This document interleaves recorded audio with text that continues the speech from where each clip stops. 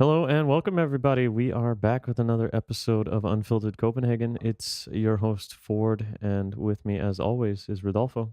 Yo, How's it going? pretty good. The weather's nice. I actually got a bit of a sweat just walking over here for it. 21 degrees, It's very nice. sunny, light breeze. Don't wear a jacket. No, you don't want a jacket today. I brought a hoodie yesterday, thinking because sometimes in the morning it's like still maybe slightly brisk, or I was worried about it raining or something like that. But I didn't need it really. I just took it off and left it in my bag. It rained yesterday though, didn't it? Yeah, I think it started around 8. It rained a lot actually, or I guess a decent amount compared to what it's been It doing. was short lived, but Yeah. but I saw some people getting how do you call it? Not rescue, but just basically hiding under the those things in front on front of the stores. Like the canopies or Yeah, whatever. Yeah. Yeah, we were out and about. We were hanging out in Nemo Land yesterday and around the lakes of Christiania a little bit. And it was really nice. It was quite good. In general, everybody seemed to be having a nice peaceful time. if Unlike 2 days ago, apparently there was some action on Pusher Street. what happened? Well, we saw some video, didn't we, of I don't know, some cops standing around looked like they were Just the usual. taking some drugs, and I think maybe they had grabbed one or two people. I don't know, and then they got kicked out of there basically. They need to bring someone just to show that they've done they've done their job or what. Yeah. But at least there was no violence this time, right? On the video, they seem to be kind of well behaved. Yeah, it didn't look like it was like some of the videos we've seen before. Although near the end of one of them, the guy like pushes one of the cops like pushes a guy real hard, and I think it's maybe the guy tried to get away or something, but they had his bag and they were like carrying him away. So maybe he tried to run away and they like pushed him back into line or something. Didn't even have You handcuffs know, on him or anything. that's what I like about you, Ford. You just maybe try to run away, and I know other people who just think, oh man, those cops, they just picked up a random guy out of nowhere just to punish him for being in Christiania at the time. Like over sensationalizing. Yeah, well, yeah. I mean, maybe I don't know which one would have been more accurate because I actually don't know the story behind it. From what I saw in the video, and it wasn't very clear what happened just from the video. I just saw a random guy being grabbed by the arm and dragged, kind of nicely, I have to say, because I've seen them detaining people before, and sometimes they, I guess when you're in a power like when you have power in a situation like that, you might go a little bit overboard, and we've definitely seen that happening. But they seem to be gentle.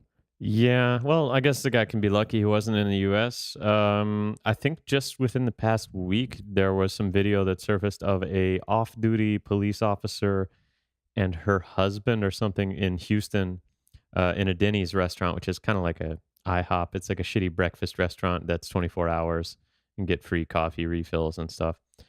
Anyways, apparently there was a drunk guy outside that that was like publicly urinating or something. I don't know, pissing on the side of the building, just How pissing dare outside. he? I don't know.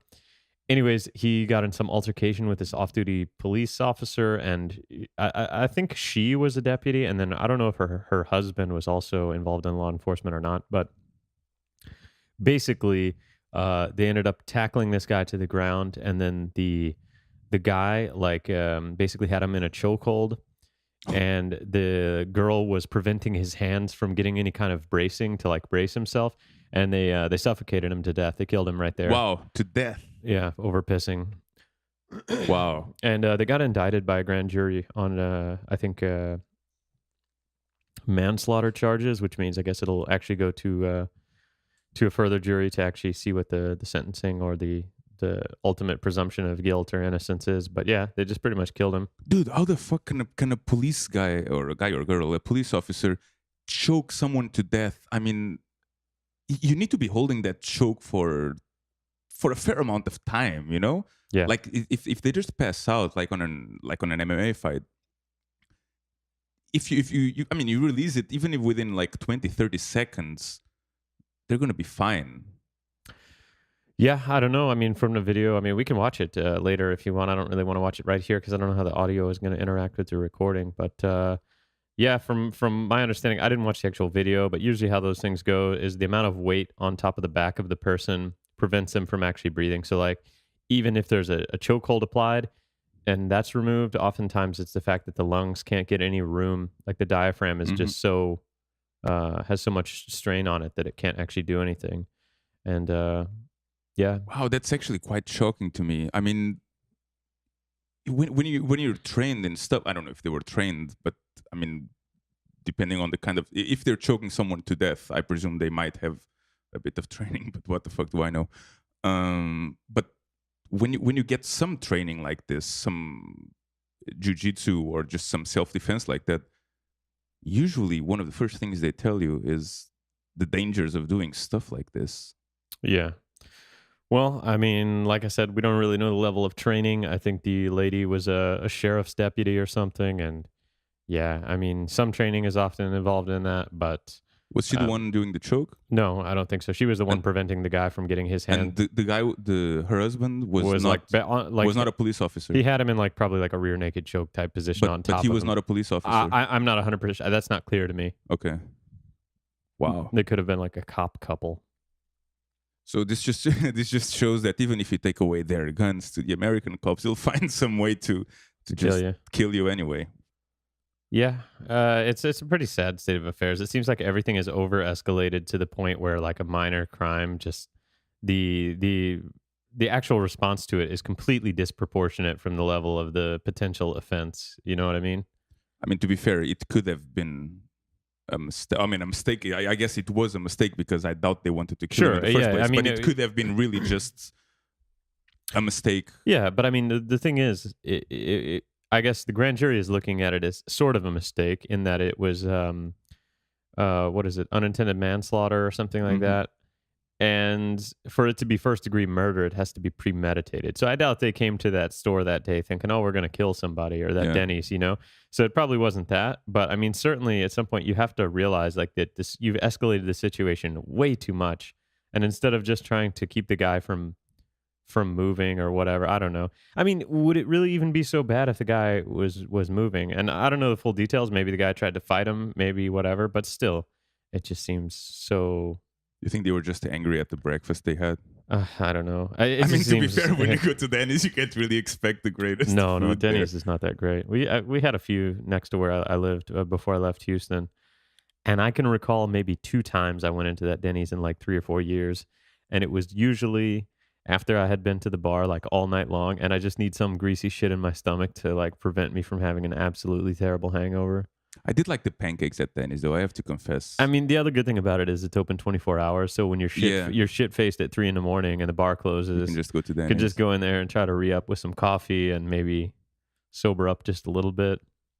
What's the best pancake place like this in the States for? I did like the Denny's pancakes, but I was young and I didn't have I much else to mean, compare it with. pancake places. I mean, if you're just talking about the chains, there's basically IHOP and Denny's, and I think IHOP is a little better. Probably for really good pancakes, you would have to go to some smaller, like bespoke kind of place or some hipster place in Austin. I don't know. But I mean, if you just want some generically decent pancakes that aren't going to blow you away, but are pretty good, They'll yeah, do. IHOP is pretty good. It also depends a lot on like the cooks in the kitchen at that point, you know. But I don't know. I always liked it, and IHOP had a bunch of different like styles of pancakes that were really good. They always had special types of pancakes for different months or stuff where you could get like a banana nut bread type pancake or like a strawberry cheesecake pancake. You know, I is there any pancake place like that here in Copenhagen? Like, I don't mean The the crepes, crepes, you know, like the no, thin ones. I mean really not that I the mean I don't American know. I ones. haven't seeked it out, but yeah, as far as I know, I've never had any American style pancakes since I've been here. There is, I know there is at least one or two American breakfast places. Okay, I haven't. I might have been to one of them, but it which was a long ones? time Do you ago. I don't know? know. There was one. Ah, fuck. Uh, like next to on Solgel, I think. So like on a parallel street to Northpogel, or to, yeah, to the street that comes from Northport and that Okay, goes up to Northpogel. The one after the, like the one on Stettin's Museum. Yeah. Kunst, Yeah. the one that passes right there. I think it's Solgel, Okay. or however you pronounce it. I remember there was an American breakfast place there. I think there was one right next to Kong's Nuto as well.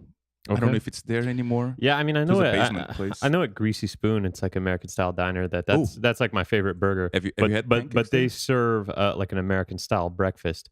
I think maybe I did have the pancakes there at one point. I don't remember if they were like fully American style. I guess they actually probably. I think now that I remember, they probably were. I don't know if they had the batter mixture correct, like if the texture and the flavor of Yeah. the pancakes was correct. Aunt Jemima's, or Yeah, whatever the name is. and I don't think they had Aunt Jemima's Jemima's. syrup either, which is a big part of what makes them good. What about those? They eat a lot of biscuits. Like in the South, they eat. Yeah, like It's a some traditional thing. Biscuits, flaky biscuits with some butter and all that, or but it's honey. kind of pancakey, right? Yeah, Or it just has less sweetness until you add the butter and the honey.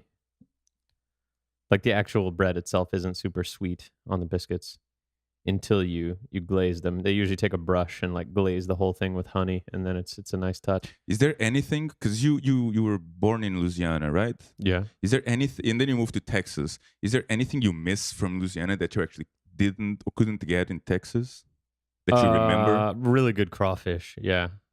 I mean, those are like the little freshwater type, not really shrimps, I guess. It's like a shelled thing that has claws on it or whatever. Do you know this type of red freshwater?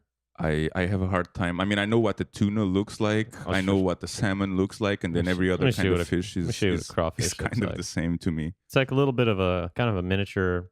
Okay, so it's not a lobster. No, it's like a mix but between a it's shrimp and a lobster or something almost. It's like a freshwater um, is it lobster shrimpy? kind of.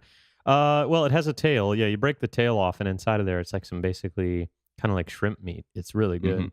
And some people actually suck the head out. They rip the head off, and they rip the tail off, and then they suck all the liquefied stuff that looks like mustard colored out of the body, like the cooked innards. Hmm. I never did that. I ripped the tail off and just eat the meat. Wonder if it would show. Trying to find. Yeah, this is kind of what the meat looks like after you take the tail off. Yeah, that looks kind of like a shrimp Yeah. for Yeah, an yeah, yeah. uneducated person Yeah. like me. That looks like a shrimp. Yeah, but basically, what I really miss is like a really good crawfish boil. What they would do is just take all these shrimps and put them in like I don't know, like a 200-liter boiler, Hmm. and they would put corn and potatoes in there and a bunch of Like a Tonys. stew. Yeah, a bunch of Tonys and spices. No, not a stew. They would boil these first, and then when they're done, they toss them out on a table with like some newspaper, and then you just sit there and shell them and take Oh wow! the Okay. tails off, and you just eat them like that. So you basically just eat that. Nothing. It's not like you make a stew with other things. You just eat the Yeah, I mean, crawfish like that. after the crawfish are done, usually what happens is there's like an amount that's left that couldn't be eaten, Hmm. and usually they will take the tails, they will take the shells off, and they'll take that meat and they'll save just the meat, and then they'll put it in like, for instance, like a jambalaya or some other type of gumbo dish, like a stew or a rice dish. Just for flavor.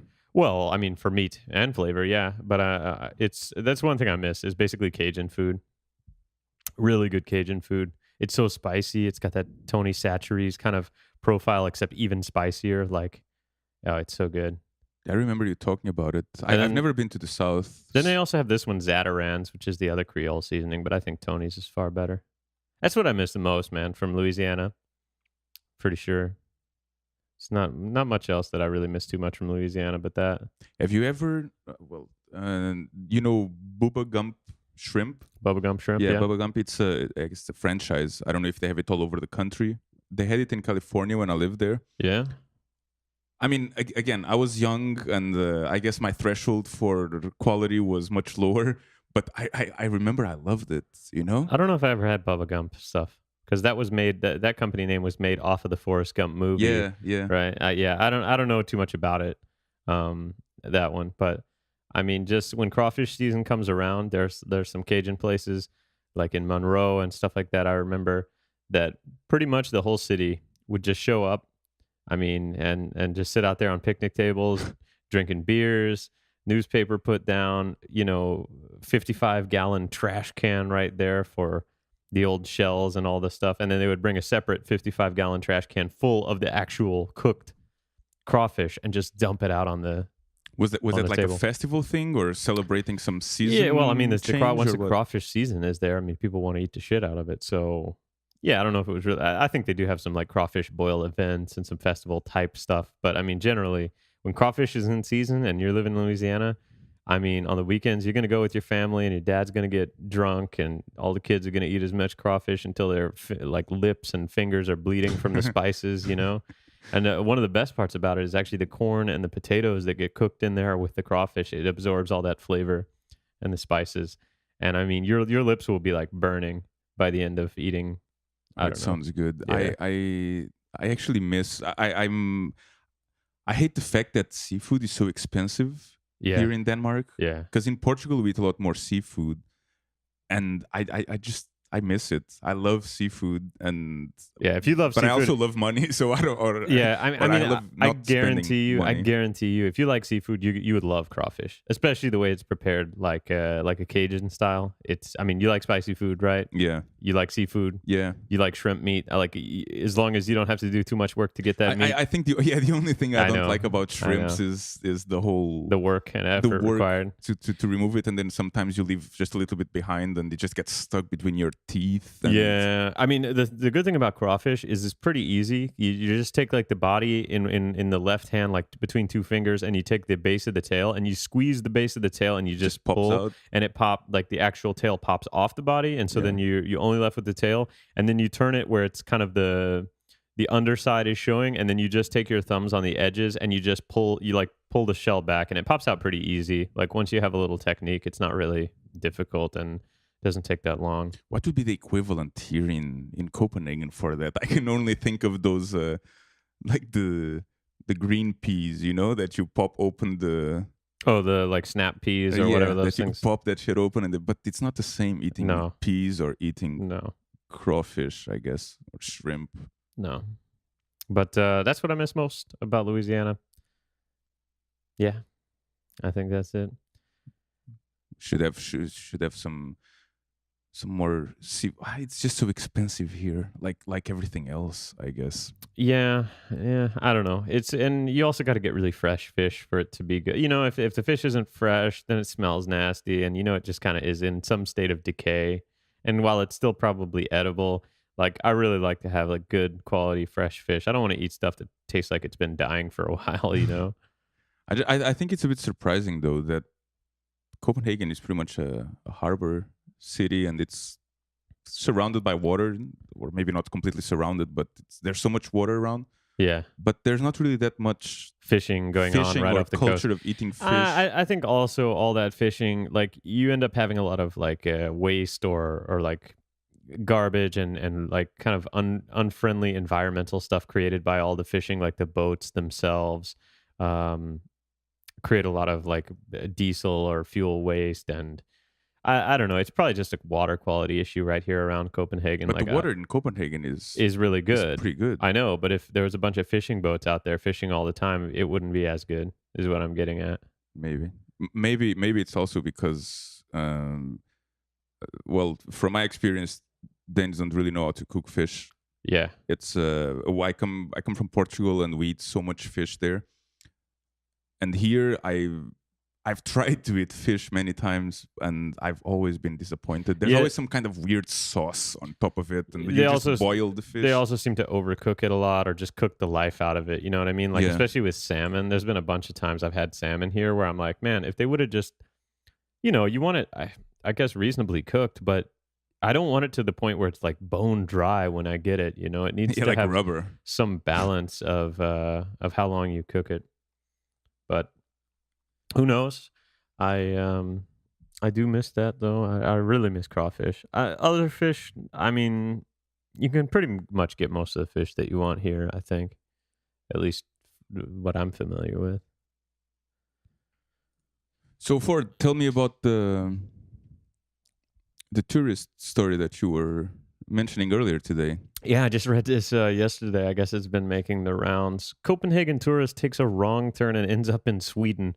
Now, this is, to be fair, something that could happen To anyone. to anyone if you get on a train and you go the wrong way, if you're not familiar with the system. I remember when I came here for the first time, it was for a conference, and I was with a group of guys, and we were supposed to meet up at a bar, and we needed to take the train from the airport into the city. And so I took the train from the airport into the city. Some of those guys accidentally took the train from the airport to Sweden. And yeah, they just ended up there and were like, whoops. And so they had to come back. But apparently, a British tourist visiting Copenhagen this week got more than she bargained for when her car she was traveling in took a wrong turn and ended up in Sweden. The tourist and her family were traveling along the Öresund motorway in a bid to reach the Blue Planet Aquarium located in Amma, but after missing the last turn, they found there was no way they could turn back. Accepting their fate, they passed over the Öresund Bridge.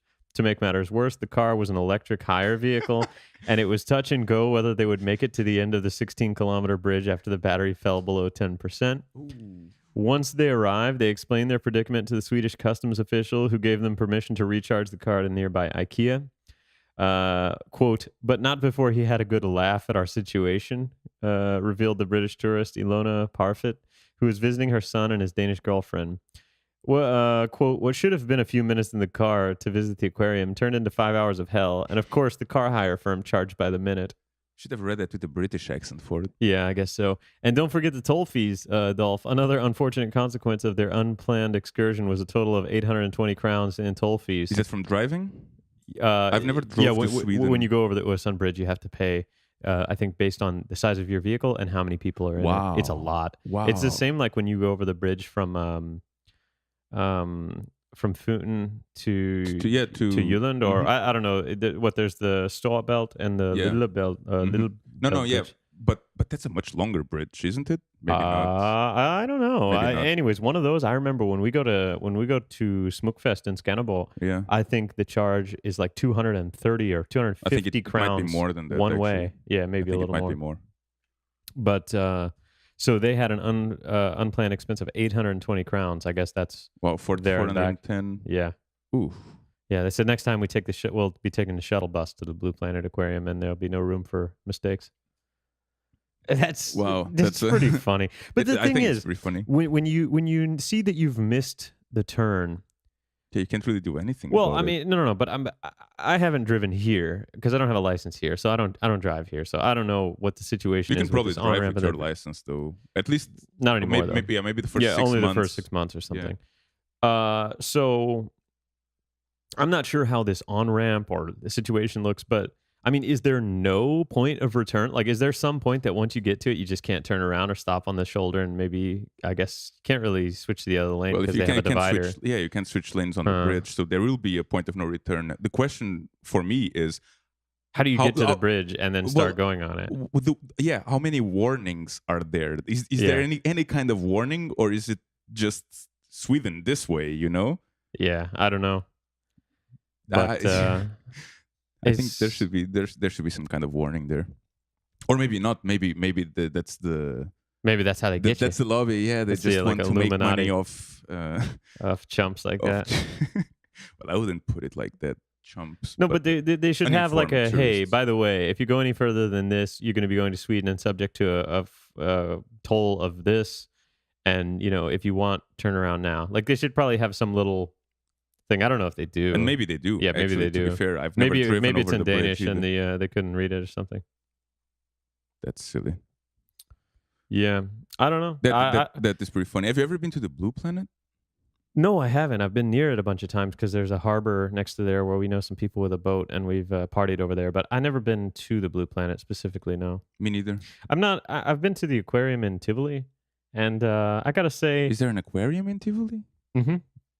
Yeah, there is. Or there's like an aquarium section where they have a bunch of different tanks. And then they have one that's kind of larger. It's like a whole wall or something. Is it an interior thing, or? Yeah, it's inside one of those buildings in there. And I don't know. I mean, I had a saltwater tank. I had a freshwater tank. I really like aquariums and fish.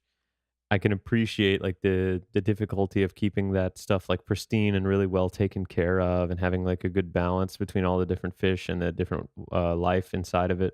Especially with like saltwater and reef tanks where you have like zoanthids and all these things. But honestly, I found the aquarium here, and at least in the one in Tivoli, It's pretty boring, and I think you I pay mean, like 50 crowns to go see it, and to, you feel like you walk through and you're like, "That's it?" yeah, but to be fair, this must be something much bigger, and well, it's certainly Yeah, bigger, yeah. but it must be a lot more Yeah, I think interesting. the Blue Planet is much bigger in scale, right? It has to. I mean, they have. I don't know if they have sharks, but they definitely have big fish there. I think it's probably a pretty cool place to go at least once in your life, even though I haven't been there. And it's probably way better if you have kids, because kids love fish. Oh, I love fish as well, Well, I do too, but and I not mean, just to eat. the one in Tivoli is a little bit underwhelming. Maybe the Blue Planet is much better. I'm sure. I'm really fascinated by sea life, like really the deep sea, because That's we, like the we one area we haven't explored. yeah, we really don't know much about what goes on in the deep sea. I mean, and we're always like, oh, let's explore other planets and let's go up into space and stuff like that. But there is so much stuff we don't know about the sea, and there's so many fascinating creatures. There's fish who basically, I mean, they're blind because they just live in so Darkness. deep down that there's no light at all there. I think that's pretty fucking fascinating. And who the fuck knows how many weird fish with some, I don't know, special Ability. ability or Yeah, like the anglerfish. Those are pretty cool. which one is that? The anglerfish is the really ugly looking one that hangs a little litten lure off the front of its mouth. The one with that gaping, demonic looking Mhm. maw. You know, the one that puts a little light out in front and then attracts things to it and then just eats them whole. Is it the Yeah, bioluminescent lure. luminescence? They look fucking creepy. That I think that's so cool. I think I read some news. These things right here. Holy Oh, that looks like fucking horror movie kind of I know, thing. but that's how they look, man. They're fucking creepy looking.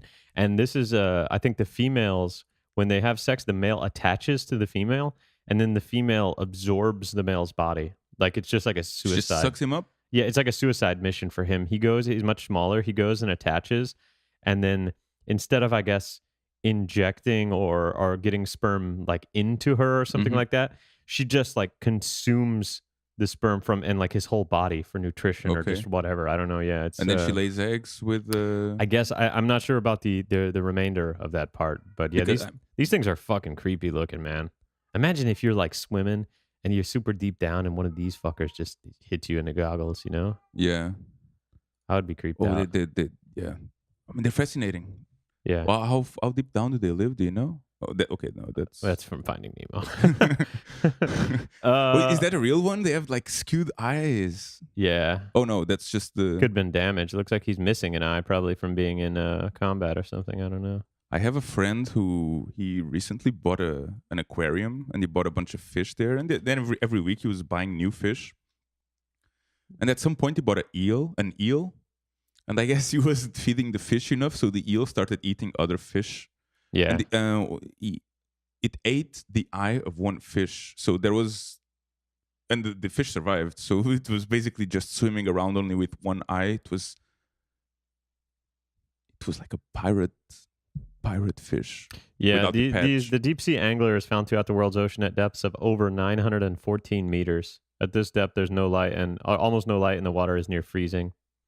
So they emit light from that thing on Yeah, top they of have a their little head. bioluminescent thing, I think. Let's see. Yeah, the anglerfish uses its illuminated lure as it hunts for prey. The specialized spine is highly maneuverable and can be moved in any direction. The anglerfish is known to remain completely motionless, waving its lure back and forth like a fishing pole.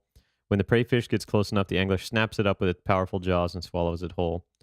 The sharp teeth are angled inwards, which helps prevent the prey from escaping, and it can extend both its jaw and its stomach to an incredible size. Do you think having bioluminescence as a human would be Useful? well, useful? You could always use it for something, I guess. But do you think it would be a trait that would basically give you a sexual advantage or reproductive advantage, like that girls would be into it or guys? Like, do you think if I could, I don't know, if I had some kind of bioluminescence in some part of my body, Yeah. that it could be I think it's an probably attractive trait? yeah, I'm trying to think of something that would be like lead you to be more sexually successful or I mean, it would be kind of cool if Like as a actually human? the tip of my dick could flash some light, right? yeah, but you just think that's cool from a perspective. I mean, what would probably be more useful is if like a female's clitoris was bioluminescent, so like some chump could find it, you know? Don't Oh, you that's a don't you think that would like that's such a good improve point. the That's such a quality of good life point. for females everywhere if they just all had Yeah, if bioluminescent someone gets clitoris? horny, it just starts lighting up. Well, because that's always the complaint, right? Some chicks like he can't find the G spot, he can't find the clitoris. Just rub the clitoris, and Yeah, that's a good just light point it for up. it. It's not much easier than that. Or just maybe if all our erogenous zones were We're just lit up. Yeah, bioluminescence like and they the would lit most up. sensitive Oh area, like no! touch Oh no! here. That could be weird. Can you imagine walking? It's not enough like walking around on the street or being on the beach and you get an erection and you try to hide it, but now you have to hide light. Yeah, Like if but your it's not nipples gonna just be start. so bright because bioluminescence isn't like ultra bright lumen wise. Yeah, and I guess it's more noticeable when there's less light as well. So if you're just out in the sun, Yeah, it check might this not. out. Check this out. The deep sea anglerfish has an extremely unusual method of reproduction. The male angler is much smaller than the female and completely different in appearance. It's about the size of a small finger and black in color. When a male angler matures, its digestive system degenerates, making it impossible for it to feed on its own. It must now find a female or die of starvation. The male angler has a small hook teeth, which it uses to attach itself to the female. Once he bites into her skin, he releases an enzyme that dissolves the skin of his mouth and that of her body. The two become fused together and their blood vessels join as one. The male will spend the rest of its life joined to the female like a parasite, getting all of its nourishment from her body, and a female can carry up to 6 males on her body. This bizarre method of reproduction helps to ensure that when the female is ready to spawn, she has a mate instantly available. The female will lay all her eggs in a thin sheet of gelatinous material 2 or 3 feet wide and about 30 feet long. This thin sheet of eggs floats free in the sea until the eggs hatch into tiny larvae. Wow. Wow. Once hatched, the larvae swim to the surface and feed on plankton, and as they mature, they return to the depths below. That's fucking creepy. I think that's so cool. Yeah. They produce a blue-green light similar to that of a firefly on land. Oh yeah, there's fireflies as well. Mhm. I guess on Yeah, fireflies are cool. Do they have them is here? I don't know. I remember I, I mean, I don't in the think US, I've they ever have it. seen Really? one. They're I don't think fucking, I've ever seen one they're so actually. fucking cool. Only on movies or on pictures or something like that. Yeah, they're so I've fucking cool. I've never been much of an outdoors or camping guy like that either. Holy shit, look at all Spending these night. deep sea fish. This is crazy. I presume you cannot have fish like that on an aquarium. No, I don't think so. First off, it's probably not legal. Second, it's probably impossible to get one. And third, it probably doesn't support the right. You have to get all the chemical stuff correct, the salinity, and at pressures like that. I'm not sure what happens to Oh the yeah. salinity of the water, but I had a saltwater tank at one point, and I mean, once you understand all the different chemicals and you have the testing kits and you understand how everything interacts, you're able to kind of keep everything, like you need to keep the salt level in check. I think like the magnesium and some other like metals and stuff like that as well. Calcium for sure. Did you have to add those? Yeah, well, certain things, like the salt level is basically once you have a certain amount of salt in the tank, some water gets lost through evaporation, and so the salinity of the remaining water goes higher because the Mhm. salt doesn't evaporate.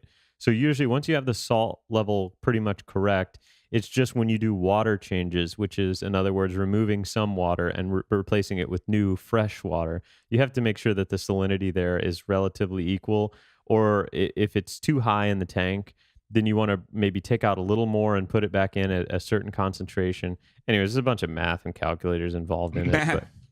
but You need to do math to. I mean, not necessarily. Like once you get a feel for your tank, but you need to have some basic math for like the idea of how much if if the salinity at a certain point is, let's say, I don't know, I forget what the percentages were, but let's just say 20% was a realistic number. It might not be, because it's been a few years. But let's say the salinity in the tank, you want it to be, I don't know, 20%. And right now it's at 23%. And it's, I don't know, a 60-liter tank. So you're going to change 20 liters of water. And the current concentration is 23. And you want to get it down to 20. Okay, yeah, So you that's have to too much. decide what the salinity of the incoming Yeah. 20 liters of water needs to be to bring the total average down. It's not actually that complicated. But you do have to kind of think about some of those. I just buy some tank that has some Automated. Raspberry Pi or something like that, just Yeah. doing all that. Well, shit there are for people me. that do that. They have the nice sump setups where they can easily do the water changes and automate certain portions of it, but it gets really expensive. saltwater tanks are just super expensive in general compared to fresh. So if you want a fish tank, you should probably start with some African cichlids. That's a freshwater tank. They're very beautiful fish. They're very active and aggressive, I used to have one when and they're I not very expensive, and they're very hard to kill. yeah, well, I used to have one when I was a kid, or rather, my parents, I guess, used to have them. And I can't remember how long the fish lived, but they all died pretty quickly. I Hmm. don't know if I don't know if they lasted even a month. Yeah, you have to let the tanks get seasoned It was first. a So when cold you, water tank. yeah, well, most of them are cold water. Are they? Okay. Well, I mean, it's heated to a certain point, but I mean, it's like none of them are like freezing cold unless you got some sort of Okay, special. this was basically a bowl just with water there from the tap, or maybe not from the tap. I Oh, don't know, okay, but right. there was You had no no pump, no anything. no. Okay, It was those bowls that look like a you big crystal put a ball little beta upside in down. there, and Yeah, all and then you look inside and you see that fish, right. Beautiful tank. or a few. I don't know. Yeah, Yeah, fish. I never really only had good for fish for a eating, long right? Then time. looking at. I had an hamster, I had a turtle, I had birds. Okay, I had birds, and what kind then of bird did you have? I have no idea. Those little I was birds a can be kid. I was a shitheads. kid. I think it was parakeets. Oh yeah, they're smart and And they can be an asshole too. well, the thing is, the only thing I remember about the parakeets is that I was young. I was like elementary school or maybe younger. Like I was 4 or 5 years old, and we used to have a maid. You know, someone who's just at home all the time and cleaning up and making lunch and dinner and stuff like that. I guess that's probably another politically correct term to use nowadays, but we just called it a maid back then. And she she wasn't very bright.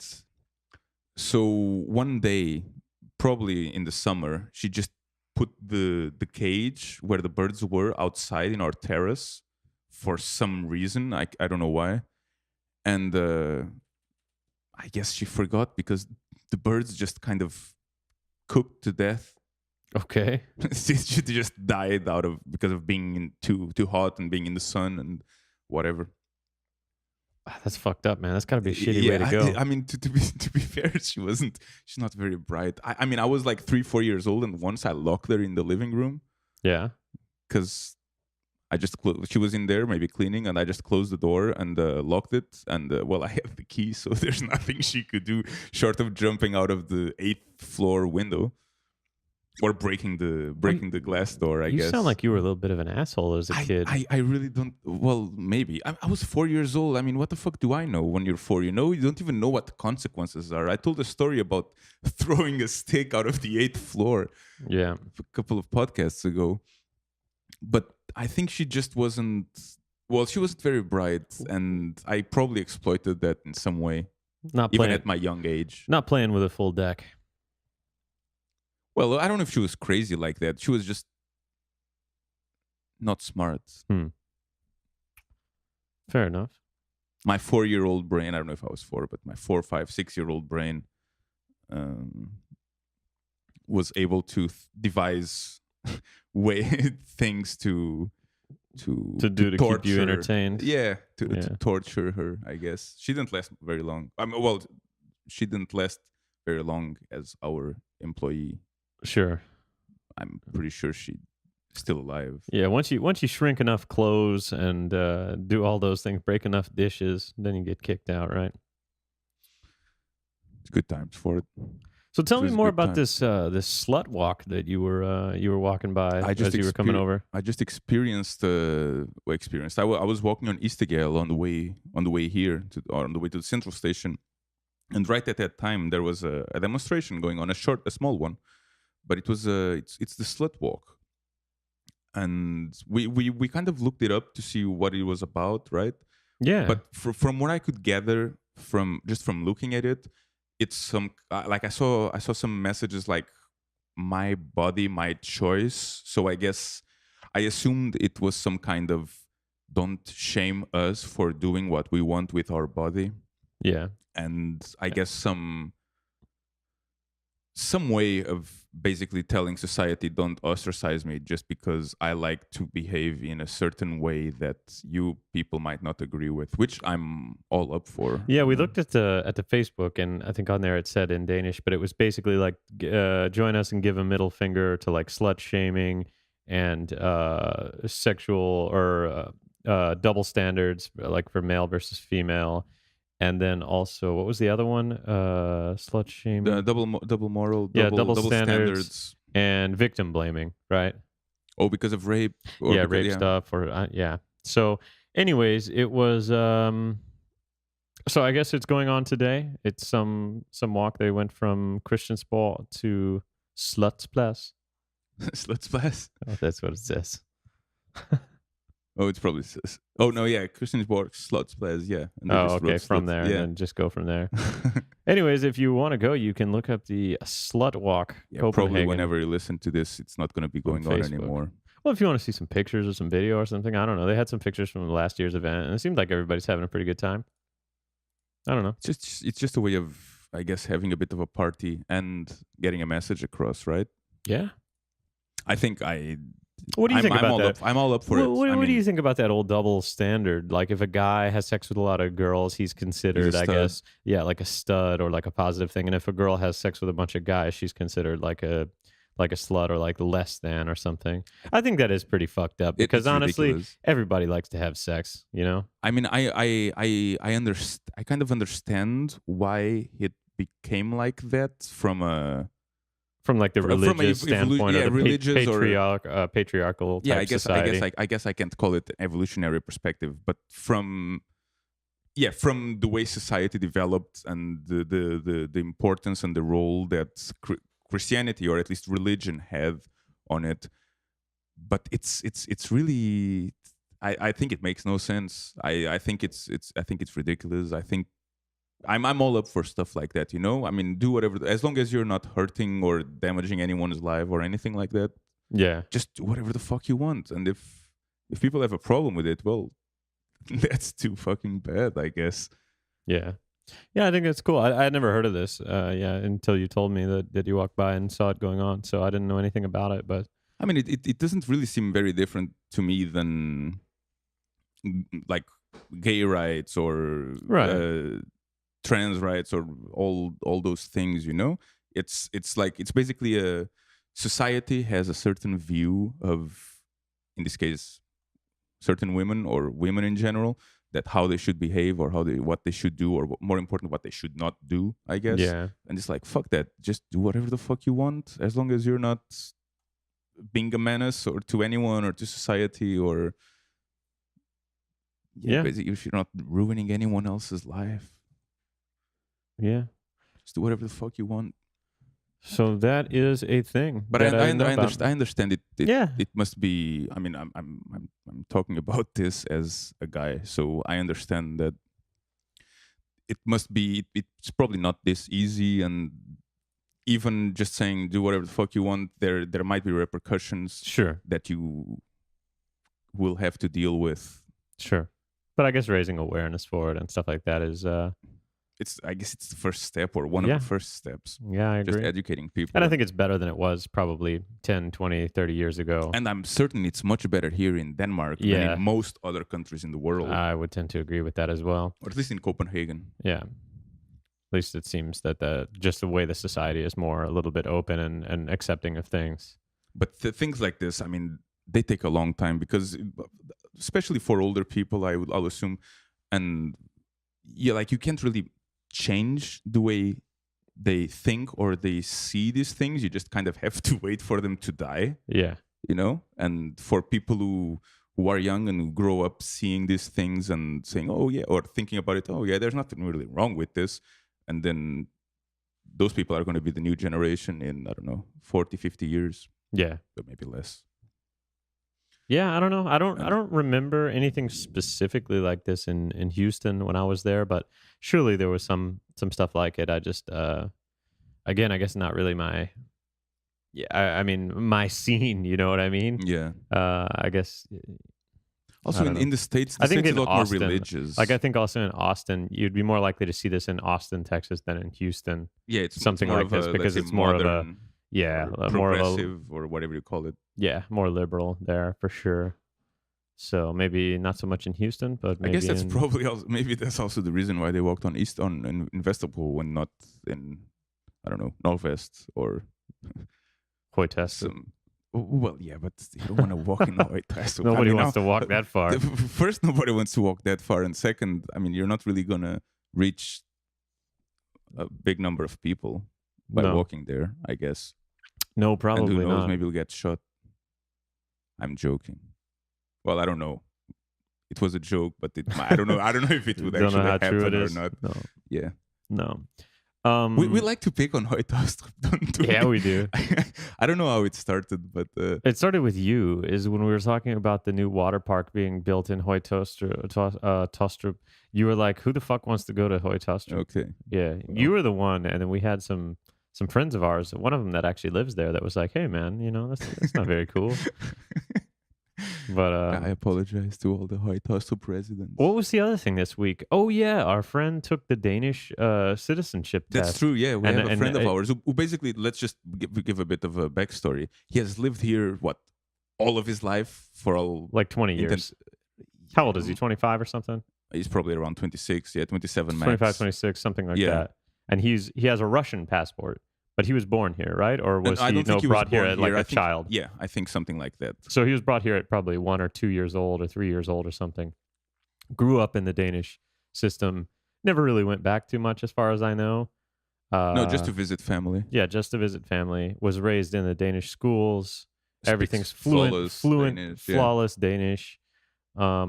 Identifies pretty much as a Dane, but still doesn't have a passport Yeah, yet. because he never cared. I think until He there's been needed, so much talk about this, yeah, he never really worried much about it. yeah. That's And my so now he's guess. trying to get it, and he took the test. And from our understanding, he didn't really study an enormous amount. In other words, like I think there's 140 pages for you to study, I and think he started reading it on the morning, The maybe mo- on the night the before. night before he Yeah. studied a little bit, probably a few hours. To be fair, he went through the Danish school system. Yeah, and he is a Dane, so I mean, you would think that probably he doesn't need to study that much. But yeah. according to him, that's not true. According to him, he thinks he didn't do very well on it.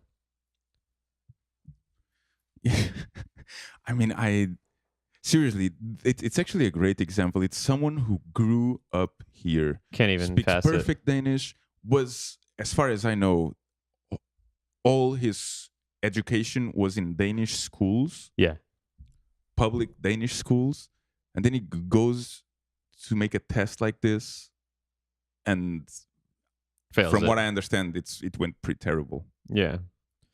Yeah, so it just shows It's- how hard it's going to be for me. But then again, I'm Well, probably just going to fucking study. study, I I'm probably guess. going to study a ridiculous amount, and hope that everything goes well. But I mean, it's But it's what I told him. I blamed him a little bit because just fucking study if this is important for you. yeah, But Not the night before. Yeah, exactly. Like Yeah. if this is a big deal, but there and was a lot of Danes that took the test because I think you can take the test on Extra Blow. I think they have or like somewhere online. somewhere online they have it, and I think a lot of Danes took it and didn't pass it. Yeah, that's the thing. The thing that shocks me or that surprises me negatively is that he basically, I mean, for all intents and purposes, he is a Dane. He basically grew up here, went to the Danish public schools. He lived here all his life, and then he does a test like this, which supposedly ought to be to make sure that someone who is not integrated will not be able to get a Danish passport, and he's fully integrated. I mean, if he didn't tell you, you'd basically think he's a Dane. And then it just fails terribly, you know? It's not even like, oh, shit, maybe I passed, maybe I didn't. It like he was very clearly like, there's no fucking way this is gonna. I'm gonna pass. get this. And you got to pay what, 1,000-ish crowns, 700 or yeah, 700 to something like 1,000 that. crowns, something like that. And since they only give the citizenship twice a year, you can only take this test twice a year. So you can retake it, but you got to pay again and you got to wait. So, pro I tip, mean, I understand that. pro tip, probably study. Like not just the night before. Yeah, but don't you think that that's actually it just I think it's a something little is wrong with silly. the test. Yeah, I think it's a little silly that somebody like that couldn't pass it. I think the test should be designed in a way that somebody who actually has been here and kind of integrated in that way would be able to, or a normal Danish person would be able to naturally pass it. Yeah. Whereas somebody who hasn't would not be able to. Yeah, someone who's been here for like 6 months. As opposed to something where it's just, okay, no matter who you are, you're not going to pass it unless you study it. because Yeah. that doesn't really measure your integration at all. No, it just matters That how much you study. that just measures how much effort you're willing to put into studying one thing to get something and then being done with it. Like Exactly. you don't And even care anymore it doesn't after. even mean that you actually learn that stuff. I mean, we all No, know that it just means so that you many things memorized it. yeah, exactly. In school that I've passed a lot of tests that I don't remember shit about them Yeah, anymore. like could you do calculus right now? Yeah, I could do calculus, but if you start asking me about chemistry Okay. or some I Yeah. don't know, like some more humanities related thing and not so Yeah. mathematical, I would have a lot of trouble with it. Yeah, I couldn't remember all the Or chemistry stuff history. right off the bat. Although chemistry was one of my favorite subjects, as well as geometry. But like calculus, for instance, I could Yeah. have always cared less about calculus. I just I wasn't can do interested math. in it too much. But other math stuff besides calculus and like especially like geometric proofs and stuff, like I Mhm. feel like I retained some of that. But you retain what you like, what you want to, Yeah. and all that. And so I do think like the test is a little bit silly, probably the difficulty of it. I mean, if you gave it to Inga Støjberg, do you think she could pass it? That is a good question. I don't know. Or like, what if everybody that had a Danish passport had to pass the same test Oh, they'd be that fucked. they would They take would lose like half the population. at every least. 4 years or every few years? They had to all take it and prove that they were still Danish enough. Well, if it was every 4 years, they'd probably, after the first time, they'd still remember a lot of it. What if they changed up the questions a little bit each time? Yeah, I guess depends on what you Because they study. change up the questions all the time now to make it harder and harder for foreigners to get in. There is a test like this in the US, isn't Yeah, there? there is, and It's just most Americans fail it too. they do. Yeah, it's for but Americans don't have to take it. Yeah. I mean, it's Well, only if you're neither do trying to get. Danes. Yeah, I know that's what I mean. But I'm just saying, like, you design these tests to be so ridiculous in a way to be prohibitive, and then at the end of the day, somebody who really wants to get in, even if they really haven't integrated, will still get in. But is the American test as let's say silly as this one? I don't know. I mean, as far as I know, it's. I mean, I can only assume. I haven't looked at it. I guess I should try to take it just to give an idea Yeah, you should. without I'm studying or actually anything, curious. because it probably asks a bunch of questions about old presidents and what they did. Do you know and- when the Civil War ended? no, I don't.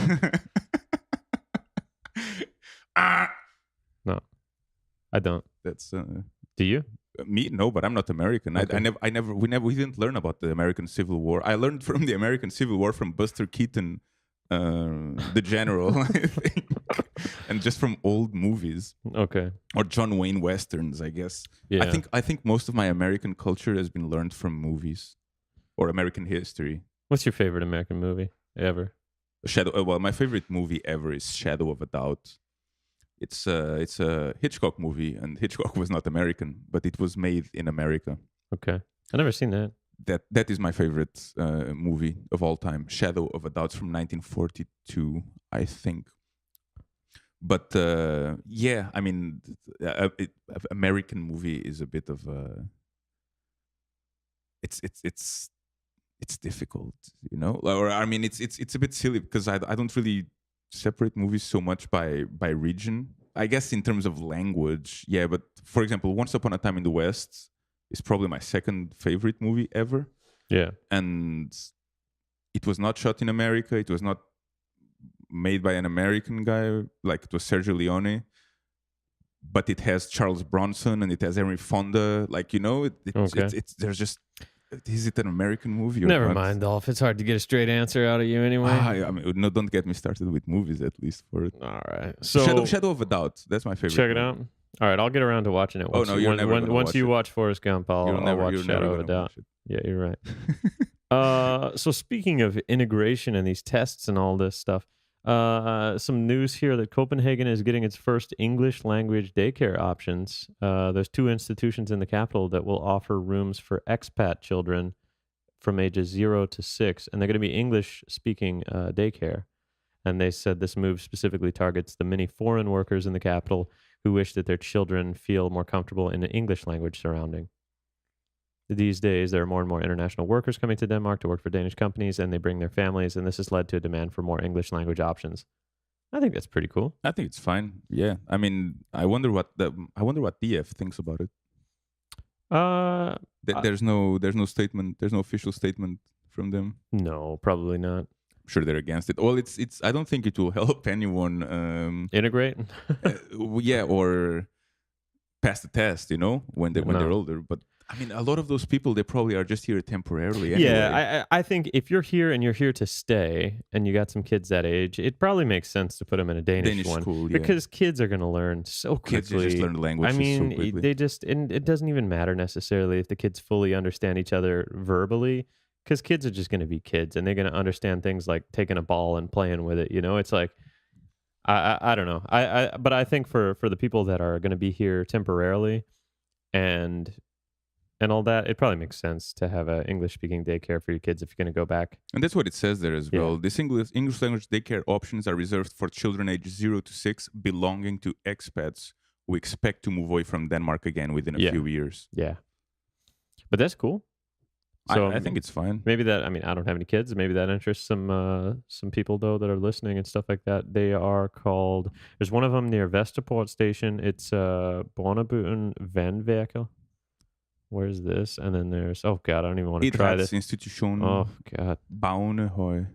is located in Sydvest. Sydvest. Sydvest, yeah, Oh, near Enghavevej. Okay, yeah, it's probably in Sydhavn or close to yeah. that. Okay, well, that's kind of cool. It's I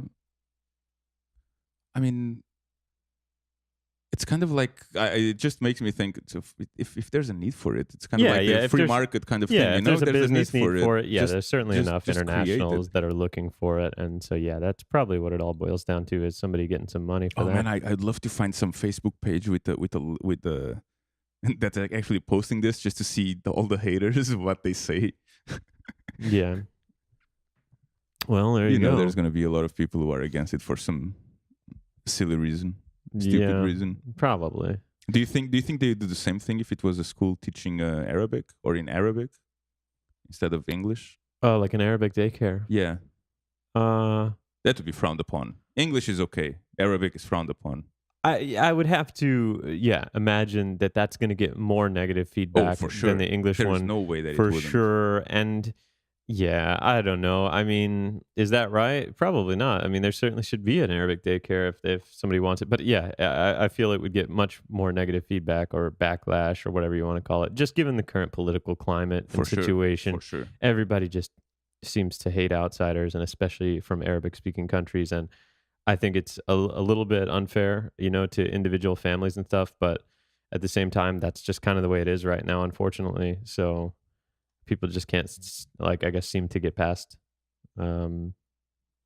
that connection or whatever they want to, whatever their thought is about that. But now I was just thinking. I mean, there's, for example, in the States, there's a lot of places where you have these Mexican or at least Spanish-speaking communities where basically nobody speaks English, or a lot of people don't even need to learn how to speak English because they just do their whole life In Spanish.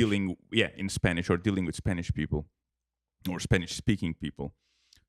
You don't really have the same thing here, right? I mean, you definitely have communities where there's a lot of, let's just keep to the Arabic, because we mentioned it before, where there's just people speaking Arabic on the street and these communities. But all of them, from my understanding, at least the young people, maybe the older ones, They speak Danish they too. speak Danish as well. Yeah, they do. Maybe with more or less of an accent, or yeah. And I think there's two different camps, right? There's some that are probably, because there's a lot of them that also speak very good English, and then but they don't speak any Danish. And then there's some that seem to speak Arabic and a lot of Danish, but no English. Really? You know, yeah. From what from my rough experience meeting. I mean, it's not a wealth of information, but I've met a lot of people that they speak Arabic and English, but not Danish. Like if they come from another country and are speaking a completely different language that isn't really closely tied to either a Germanic language or English or something like that, usually what I notice is that they will go on speaking, of course, their own native tongue, and then they will seem to learn like either English or Danish, not both. Why not both? Yeah, not both, I guess. I don't know. That's weird. But then why would they learn English? Learning two languages at the same time is a little bit of a hassle. But yeah, I guess if you're an adult, it also depends on, I guess, how much media they were exposed to, like how much and what type of media. Because like English language is so pervasive in like TV shows and movies that I think a lot of people just pick it up from watching like series and stuff. Well, the thing is, here in Denmark they subtitle stuff, and in Portugal Yeah. as well. So the young people are actually exposed to a lot of English Yeah. through that. But in Spain, in Germany, in France, Yeah, maybe they I dub think it. they dub almost everything. I think dubbing should be outlawed. I think outlawed might be a bit Well, of you know what I a mean. stretch, Anyways, but I think dubbing is really, what's the benefit of dubbing? Not even from a you societal don't read. standpoint. I don't want to read for it. If I Yeah, want to read, I'll get a book. yeah. But okay, so you don't read. That's the benefit, right? For that, you pay the cost of having a shittier performance that's so obviously dubbed. Like the actual actor's mouth and the audio don't match up at all. Creates jobs for the translator. It creates jobs for the translators, I guess, but it removes jobs for the subtitlers. Or not for not for the translators, but for the voice performers, voice Yeah. actors. Yeah. And then the societal value that you lose by, like, why not just keep it in the original audio content and then subtitle it, and then that increases the amount of people reading, which is a good thing on overall just reading comprehension. It allows somebody to kind of learn the translation of another language into their own language and start to learn that language that way. Like, it has so many societal benefits, I But you'd be think. okay with that for really young kids, right? Yeah, for really young kids, I guess, at some age or whatever, I think you have to probably. I mean, if they can't read yet, there's no way Right, that the subtitle right, was going to do right. anything. Yeah, I don't know. Yeah, maybe it makes a sense still below a certain age to do What about the really old dubs. people who might not know? Oh, well, no, they can always read it, I guess. Yeah, I don't have any. Yeah, I no don't really other have. no other I'm trying argument. to Yeah, I can think, tell you're over but there trying to shoot holes in my argument. Just stop that's. fucking dubbing movies. It just looks like shit. It sounds like shit. I mean, to And be the voice honest, actor is different. Like, it'll normally be, you know what I mean? Like, they were going for a certain sound or a yeah, yeah, character, yeah. and then they put some other guy in there. It's supposed to be like the Oh, original you sound is definitely supposed to lose a be lot of the performance of the original actor for sure. yeah, Because there's yeah, just so much in voice inflection and delivery and stuff like that. yeah, that's right. And then language too. It's just like certain words. I mean, I don't know. Having said that, I mean, there is something kind of charming about watching those old like 70s kung fu movies. Dubbed. Yeah, that dubbed in Yeah. English. Okay, There is something kind but of. that's charming because it's so bad, I not guess because so. it's so good. Like, it's so bad that it's good. I guess so. And that's also the same. Have you ever watched the original like Iron Chef stuff?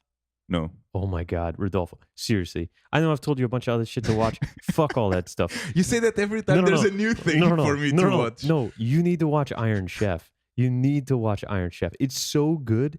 Do you know the concept of the show? No. Okay, they have three like grandmaster chefs. One like an expert. This is in Japan. One is like a complete expert in like French cuisine. Another one is an expert in Chinese cuisine, and another one is like a traditional Japanese chef or something. But they're And all Japanese, and right? these are the Iron Chefs. And I think they might have had a one or two others that rotated in or out over the years. But basically, they have three guys that are like some of the best chefs in the world, at least in Japan. And these are the Iron Chefs.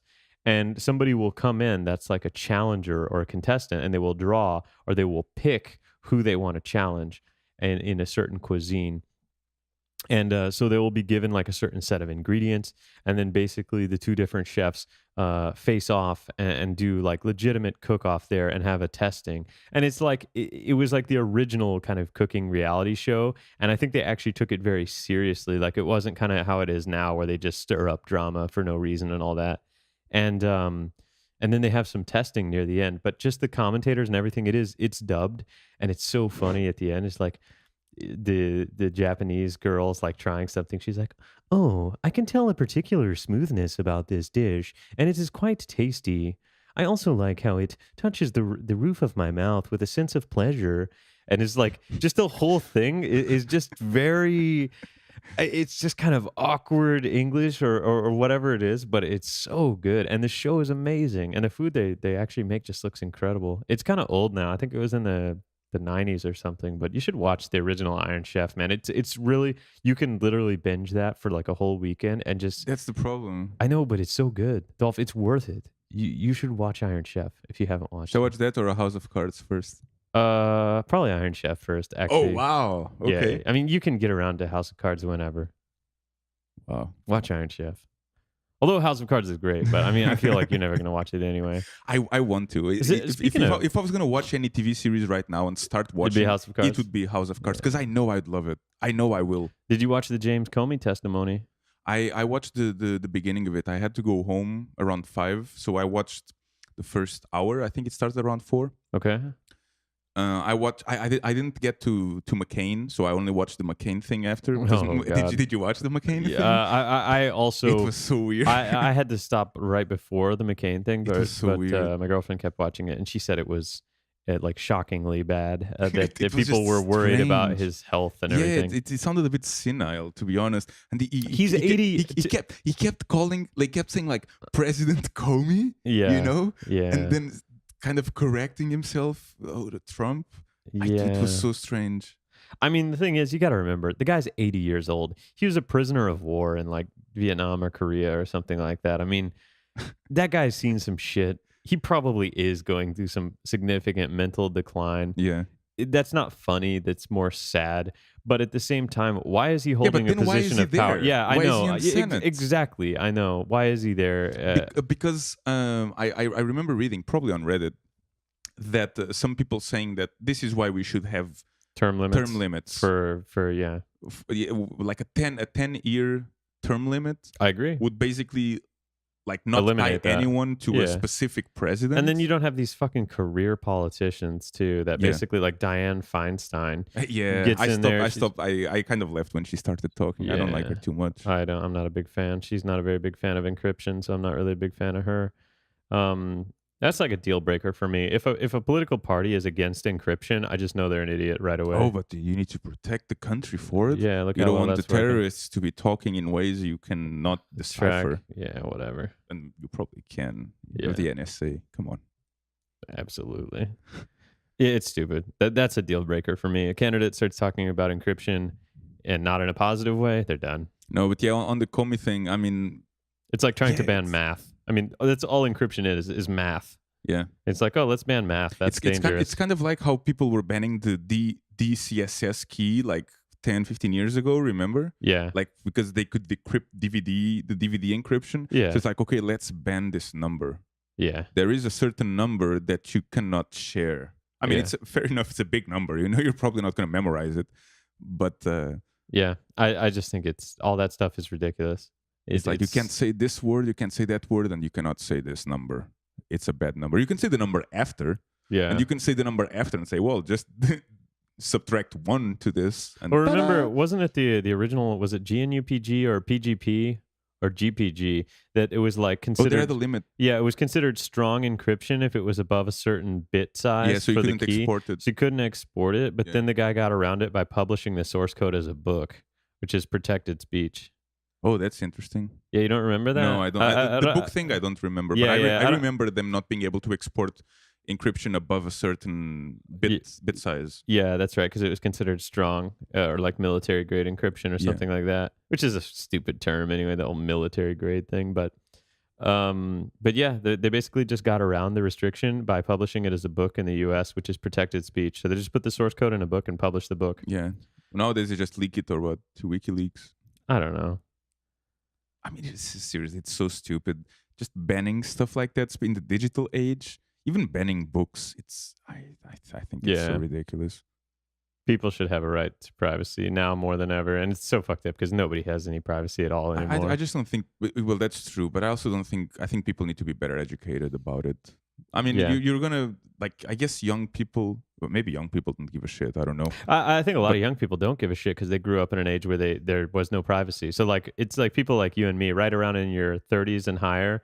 Like we still remember a time as kids when like not everything was on, like nothing. Yeah, The internet online. wasn't really a big Yeah. deal. There wasn't all these big companies collecting all your information. The internet was more like a hobby place where if you got on, it's because you knew what you were doing and like could get into an IRC channel or like you at least had some clue about computing back then if you were on the internet like in the mid 90s. And we grew up interested in computer security and hackers and stuff like that. So I Yeah. guess at least I was always very paranoid from the beginning. I don't know if it's a genetic thing or if it's Yeah, just yeah. because I was into the whole hacking subculture. But nowadays, and stuff like I that. think nowadays people just take They just share everything. They don't even care about. They don't even know what a world like. Well, but With sharing is one thing, because sharing yeah, is not really a sharing is what you're problem. And choosing if to you're share. choosing to put Yeah, that yeah, stuff yeah. Sure, online, but I'm just I think the biggest problem is people not being aware that certain communications that they think are private are yeah, not private. exactly. Yeah. That's the problem. You should have an option to have private conversations if you want to. That should be your choice. It should be Whether the default, to be yeah, well, honest. I know, but I'm just saying you should be able to choose whether your conversation is private or not, and no outside party should be able to take that away from you within some reason. Amen. There you go. So, what else we got? Well, we keep it on a family note, Dolph. Now that we're in that What is that? family mode with these daycares, 10 million crowns is pledged to assist new fathers in Denmark. Danish fathers have more time than anyone to spend with their newborns. The problem is they don't know what to do. That's sexist for why can't moms have the same? This is a fucking article, Dolph. This isn't what I didn't come up with this.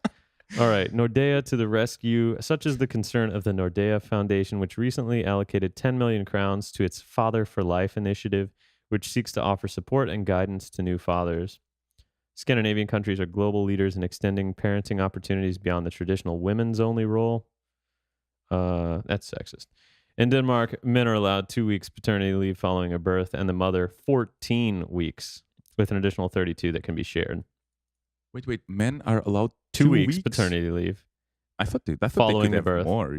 And the mother gets 14. Oh no, okay. And With then there's additional an additional 32 weeks that can be shared between them, however they choose to split it up. Fair enough. To be fair, even though it still seems unfair for the male, I think it's fine. it's still way better than it is in a lot of other countries.